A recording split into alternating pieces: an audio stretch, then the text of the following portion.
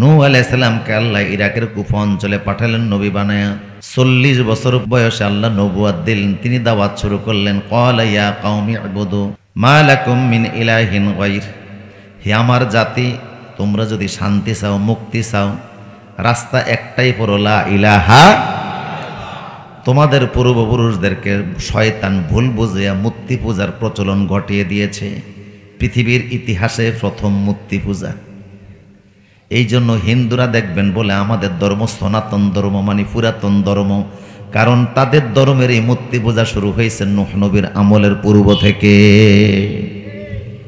আল্লাহর পয়গম্বর নূহ আলাইহিস সালাম বুঝাতে লাগলেন, তাওহীদের দিকে আসো, রিসালাতের দিকে আসো, এগুলি পূজা পার্বণ যা করো এগুলি সব মিথ্যা।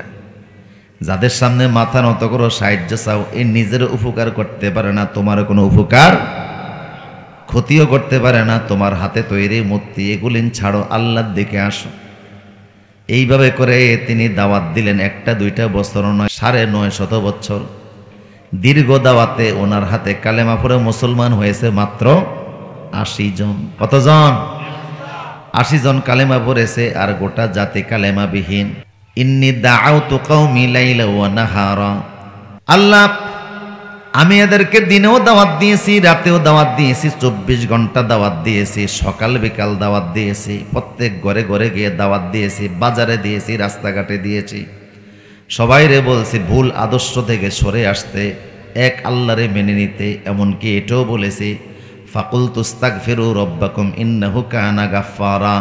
তোমরা যদি তোমাদের ভুল স্বীকার করে শুধু আল্লাহর লা ইলাহা ইল্লাল্লাহ মেনে নাও, আল্লাহ তোমাদের ইমানের কারণে পিছনের যত ভুল আছে সব মাফ করে দিবে।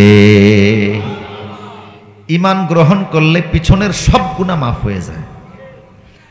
আর ইমানের পরে তওবা করলে ইমানের পরেরও সব গুনাহ মাফ হয়ে যায়। ইমান তার পূর্বের গুনাহ মাফ করে, আর তওবা ইমানের পরের গুনাহ মাফ করে।